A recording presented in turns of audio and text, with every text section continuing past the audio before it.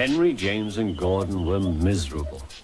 They had been shut up for several days for being naughty and longed to be let out again. At last Sir Topham Hatt arrived. "I hope you are sorry," he said, "and understand that every job on the railway is important. We have a new tank engine called Percy, who helps pull coaches, and Thomas and Edward have worked the main line nicely. But I will let you out now if you promise to work hard." "Yes, sir," said the three engines, "we will." "That's right, but please remember that this no shunting nonsense must stop."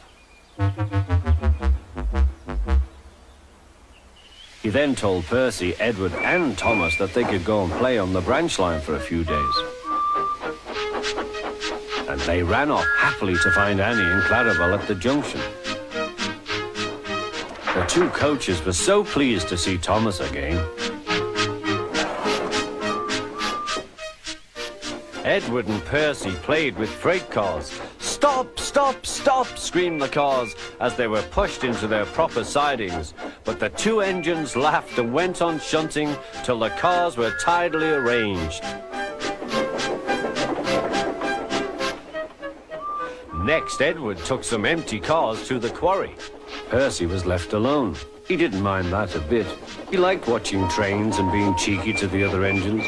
"Hurry, hurry, hurry," he would call, and they got very cross.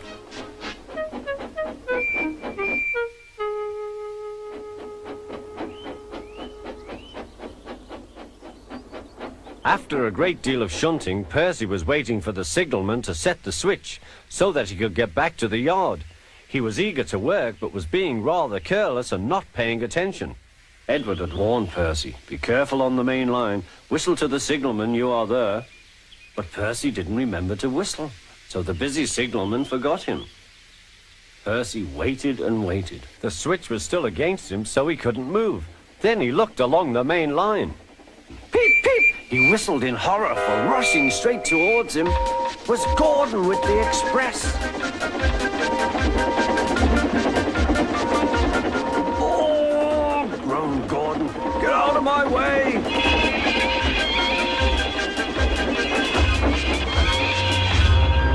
Percy opened his eyes. Gordon had stopped with Percy's buffers a few inches from his own. But Percy had begun to move. "I won't stay here. I'll run away," he puffed.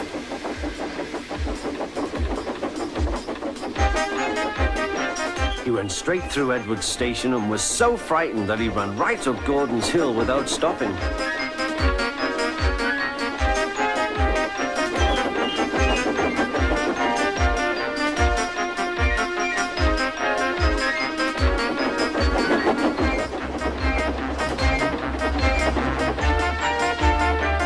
After that, he was tired, but he couldn't stop. He had no driver to shut off steam and apply the brakes. "I want to stop, I want to stop," he puffed. The man in the signal box saw Percy was in trouble, so he kindly set the switch. Percy puffed wearily onto a nice empty siding, ending in a big bank of earth. He was too tired now to care where he went. "I want to stop. I want to stop. I have stopped," he puffed thankfully. "Never mind, Percy," said the workman as they dug him out. "You shall have a drink and some coal, and then you'll feel better." Presently, Gordon arrived. "Well done, Percy. You started so quickly that you stopped a nasty accident." "I'm sorry I was cheeky," said Percy. "You were clever to stop." Then Gordon helped pull Percy out from the bank. The two engines are now good friends, but Percy is always most careful when he goes on the main line.